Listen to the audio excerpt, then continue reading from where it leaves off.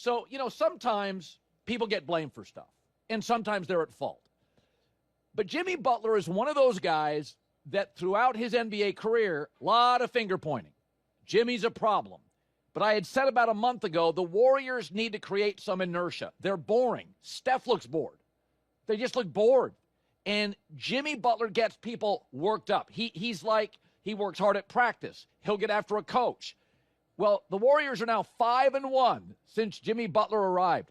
By the way, how are his old team, the Sixers, doing with Joel Embiid? They've lost 7th straight, and Embiid got benched yesterday. And remember, Embiid was the franchise. Jimmy Butler in Philadelphia was viewed as a problem.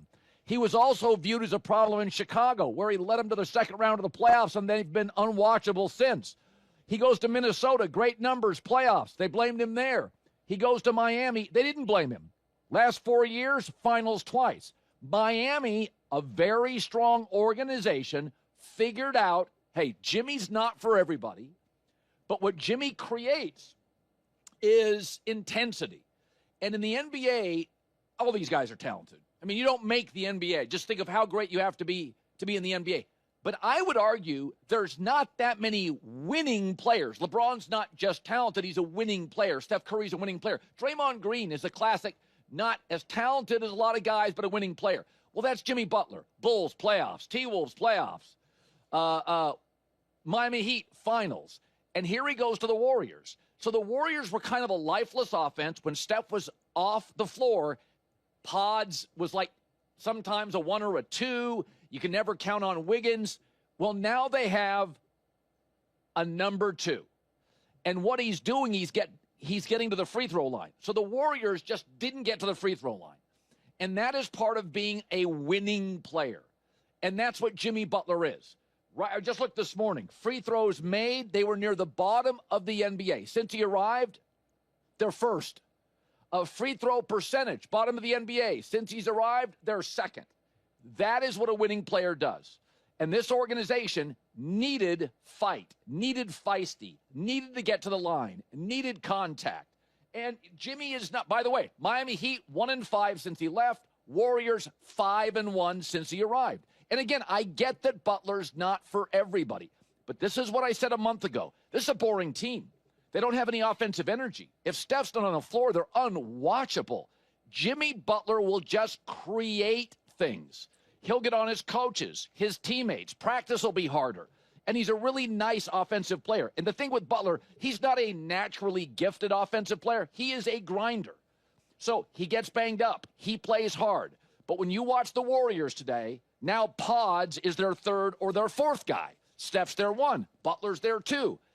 Kuminga. Now everybody, it's like a pitching staff that gets a true number 2 starter behind their ace, and it sets up everybody else to go against a pitcher that's of the same talent. So they were asking guys like Pods and to do things he's not capable of. They wanted more consistency from Kuminga. At this point, you don't always get that. You know exactly what you get with Jimmy Butler. He has created a lot of things. Free throws made. They'll be better defensively, better in the half-court offense. And Steve Kerr, 5-1 since he arrived, talked about Jimmy Butler.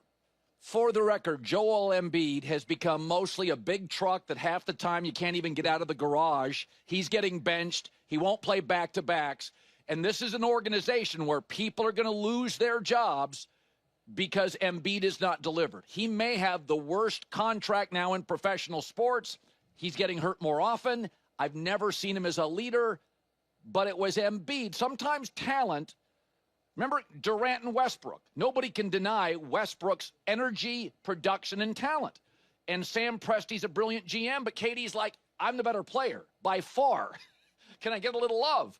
And I think Daryl Morey's a smart guy, but in the end, Embiid struggles. Forget getting along with teammates. Embiid struggles to play well with others. Hell, he struggled at the Olympics. Remember the Olympics? He was the one guy that didn't work at the Olympics. Butler can work with any team. There is no team. I don't care if he went to the Knicks or the Celtics tomorrow. Butler works with every team. He makes every team better. He gets into the playoffs. Yes, he can wear you out. Some relationships don't last forever. Steph Curry doesn't wear people out. Jimmy can wear people out, but he'll make your basketball team better. All right, something else that happened over the weekend. So this has been a long time coming, and this is not a shot at LeBron James. But LeBron now is in what, year 22? LeBron, at his best, is going to give you amazing 4 and 5 minute flashes of brilliance. But he cannot be the initiator of the offense anymore. If Luka sits down, he can be. If Luka's playing and LeBron sits down, Austin Reeves also capable of being a playmaker. J.J. Redick finally said the quiet part out loud as the Lakers beat Denver, is that Luka had his highest usage rate as a Laker, and it was his best game. This is how the Lakers should play. Because remember, as great as Kyrie Irving was in Cleveland, he was relegated to a shooting guard with LeBron, and probably should have been. As great as D. Wade was in Miami, he was relegated to off ball, and he's not a great pure shooter. LeBron has been such a force of nature and so great for so long that everybody wants him to play off ball, and AD's great, but AD can't be the playmaker. So LeBron's entire career, it's not that LeBron's selfish. I always use a statistic with LeBron James. He averaged like 28 a game his junior year in high school. He could have averaged 60 his senior year. You know what he averaged? 1 more point his senior year. LeBron wants to pass. He likes to be a playmaker.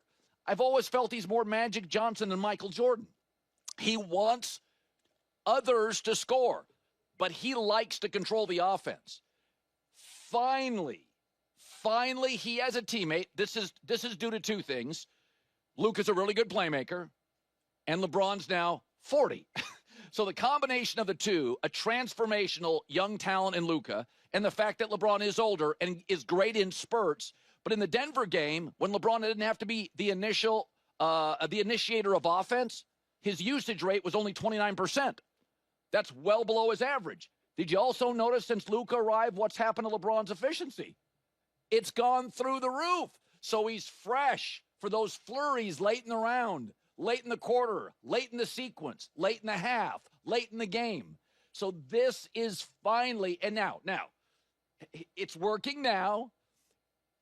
Somebody said this to me years ago, and it was really smart about LeBron. Whenever you play with LeBron, you are playing in LeBron's offense. You just have to figure out. Now, Kyrie got really frustrated with it. But I think LeBron, because of his age and because I think Luka's listen, Kyrie's an all-time talent, but I think he looks at Luka and goes, okay, finally. As much as I loved AD, he's not a playmaker. Luka is, Austin Reeves is, LeBron is. But this is what J.J. Redick said after this win in Denver, and this is the quiet part finally being said out loud. Nobody's ever said that. Like, that has been thought about privately. It's been whispered. It's been, it'd probably be the whole AD time. We kept waiting for the baton pass. That against Denver, that was the baton pass. That was a moment. That's what I said. I think the Lakers can play for the Western Conference Finals.